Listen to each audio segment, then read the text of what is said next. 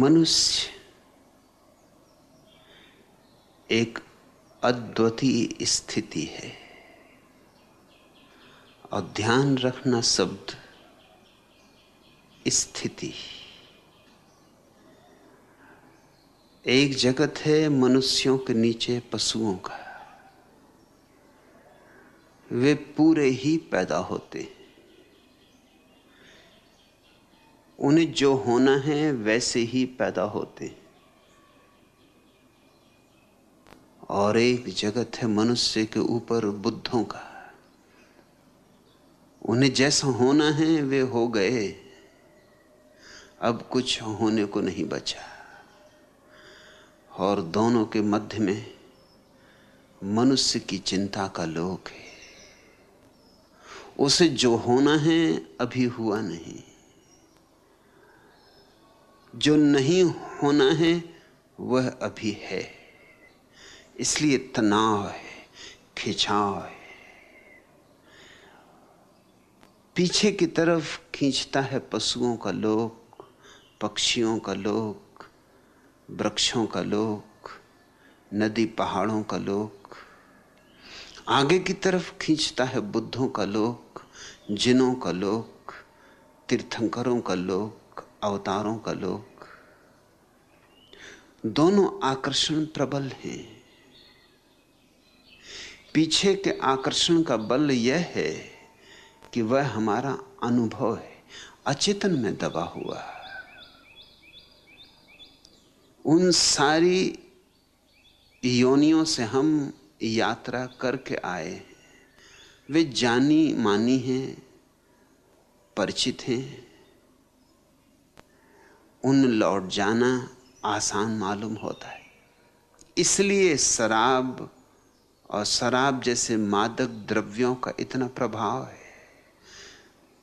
शराब की खूबी यही कि थोड़ी देर को तुम्हें तुम्हारी आदमियत से नीचे गिरा देती, तुम्हें फिर वापस पशुओं के जगत का हिस्सा बना देती।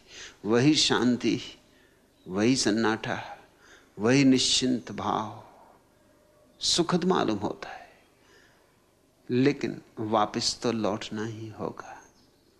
थोड़ी बहुत देर नशे में डूबकर फिर वहीं लौट आओगे जहां थे, और भी ज्यादा चिंताओं में। क्योंकि जितनी देर तुम बेहोश रहे चिंताएं बढ़ती रहीं। चिंताएं तुम्हारी बेहोशी की फिक्र नहीं करती। फिर रोज रोज ज्यादा शराब, ज्यादा मादक द्रव्य लेने होंगे, क्योंकि तुम उनके अभ्यस्त होने लगोगे। लोग इतने अभ्यस्त हो सकते हैं कि तुम्हें पता ही ना चले कि वे पिए हुए हैं। मेरे एक मित्र हैं, पुराने पियक्कड़ हैं, गहरे पियक्कड़ हैं। उनकी शादी हुई, 5 साल बाद उनकी पत्नी को पता चला कि वो शराब पीते, क्योंकि एक दिन घर वो बिना पिए आ गए। जिस दिन बिना पिए आए उस दिन पता चला। रोज पी के आते थे तो बिल्कुल स्वाभाविक मालूम होते थे, बिना पिए आए तो थोड़े डगमगाते थे, थोड़े अस्त व्यस्त थे, थोड़े बेचैन थे।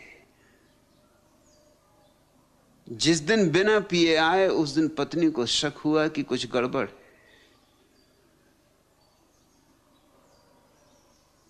मैं उनसे वर्षों से परिचित हूं, कितना ही उन्हें पिला दो, तुम ऊपर से जांच करके बता नहीं सकते कि वो पिए हुए।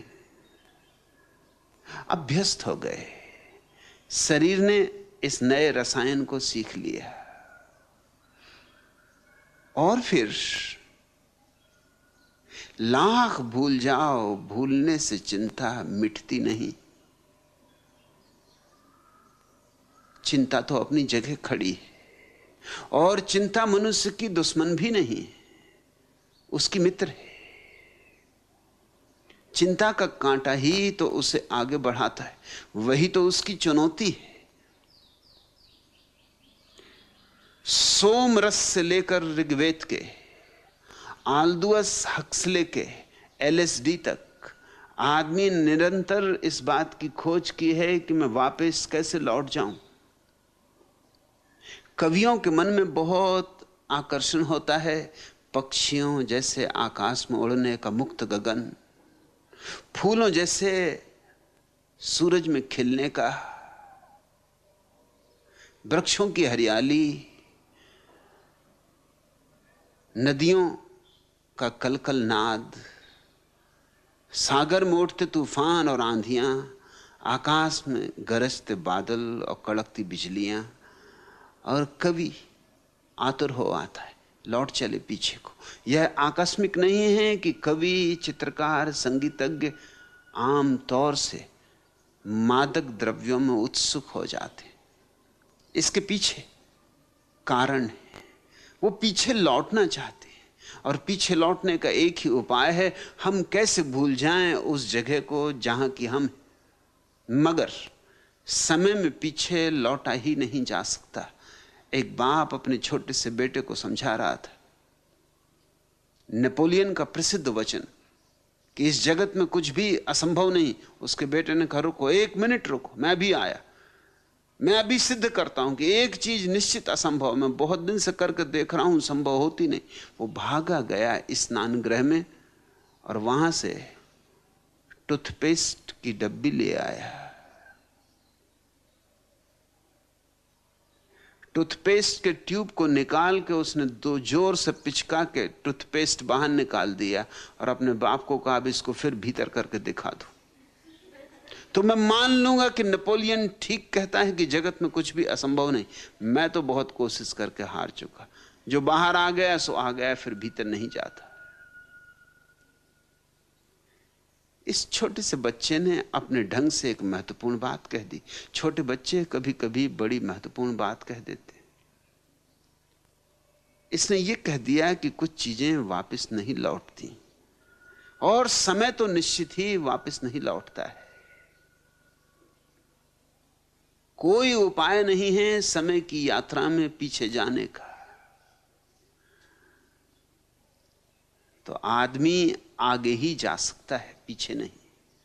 पीछे जाने की चेष्टा में जितना समय गंवाया, व्यर्थ गंवाया। उतना समय अगर हम आगे के पड़ाव की तलाश करने में लगाएं तो चिंताओं के पार हो सकते हैं, चिंताओं का अतिक्रमण हो सकता है। मनुष्य के भीतर बुद्ध होने की क्षमता है। आया है पशुओं के जगत से, मगर लेकर आया है गीत बुद्धों का। गाना है वही गीत, तभी संताप मिटेगा, तभी चिंता टूटेगी, तभी ये बिखराव हटेगा। हम इस दुनिया में जरूर हैं, मगर हम इस दुनिया के नहीं। हमें आगे जाना है, हमें पार जाना है। पार का बुलावा प्रतिपल आ रहा है। दूर का किनारा पातियों पर पातियां भेज रहा है। कब तक अनसुनी करोगे? कब तक पीठ किए रहोगे?